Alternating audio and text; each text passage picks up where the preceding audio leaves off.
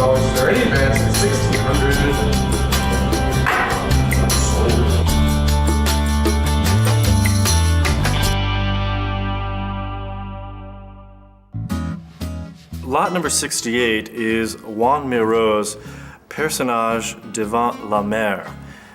This is one of a few color pochoirs that he made in the early 1930s and also one of his first prints. This print was published in an art journal, and it would seem, based on the fact that it was published and fairly mass-produced, that there would be more of these around. However, very few come on the market and very few in good condition. My feeling on it is that because it did appear in such an ephemeral form, and also that it came out just at the time of sort of the heightened conflicts with the Spanish Civil War, that many copies of this journal were just destroyed. Pochoir is an extremely painterly technique. It's a glorified stencil print for all intents and purposes. The artist brushes the gouache directly onto the paper using a stencil pattern to block out where they do not want the colors to be. So it's a print, but it's also a painting at the same time. There are only 4 colors in this print, but it has to be remembered that each of these colors is painstakingly brushed onto the paper. What amazes me is that this sort of work was undertaken for a print that was spiral bound into an art journal. By the 1930s, Mirau had already established himself as a well-known and well-respected painter, and it wasn't until the late 20s or early 30s that he turned to printmaking. And his earliest prints coincide with his sort of the pinnacle of his acceptance of surrealism. And it's often said that this is one of the most surreal prints that Mirau created.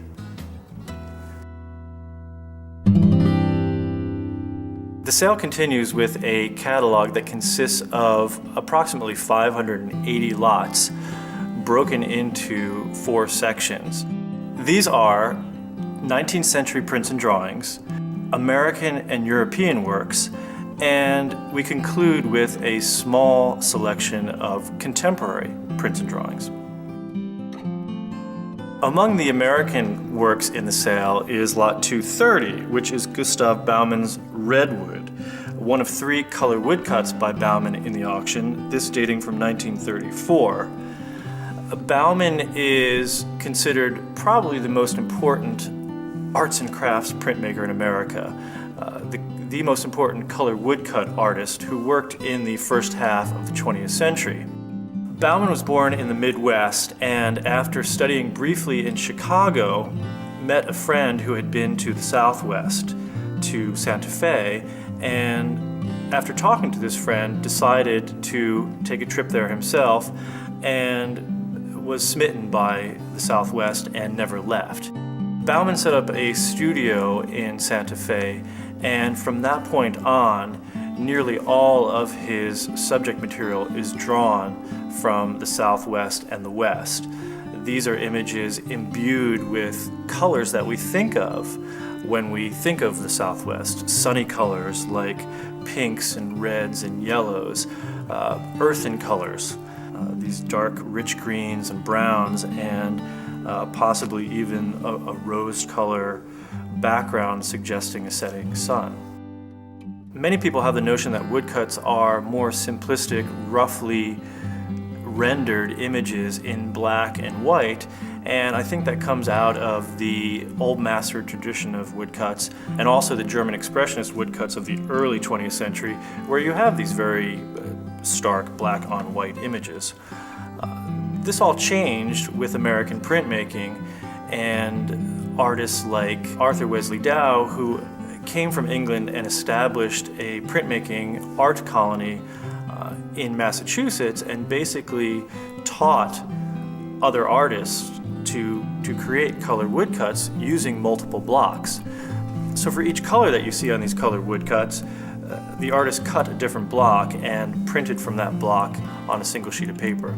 Color woodcuts like these by Bauman and others in the sale by artists such as Francis Gerhardt are hotly collected now, oftentimes by the same collectors who are acquiring arts and crafts designs and furniture.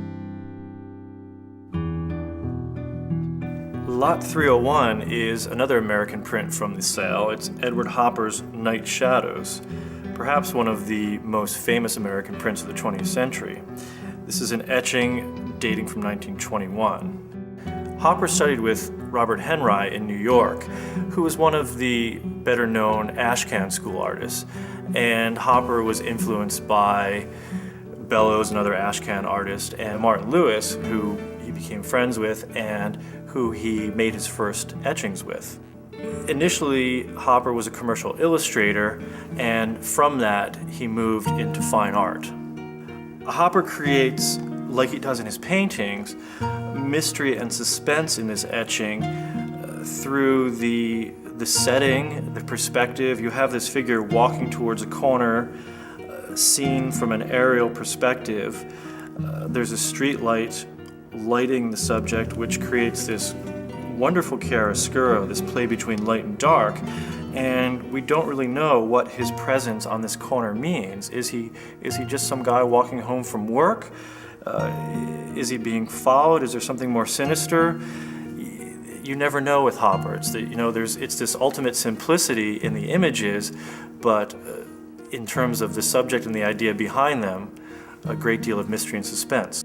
We're used to seeing in Hopper's paintings urban settings, a couple seated at a diner late at night, or I'm thinking of the woman dressing after the shower seen through the window in her apartment, those sort of things. And I think in this etching you get the exact same mood. Lot 320 is a dry point by Martin Lewis, who taught Edward Hopper printmaking. It dates from 1929. It's called Bay Windows. It's also a view of New York. Unlike Hopper's image, this shows a rather straightforward street scene. I think the beauty in this print is Lewis's technical mastery, his way of suggesting what is naturally occurring in this image, the snow falling on a city street, in black and white essentially, and making us feel like we're there on the sidewalk with these figures in this snowy scene.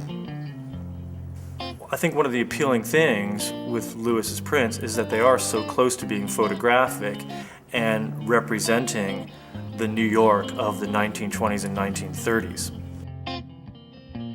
Unlike other artists, Lewis is not well known for his paintings. He didn't create many paintings, and I think he realized himself that his forte was printmaking, and it's hard to argue with that looking at an image like this.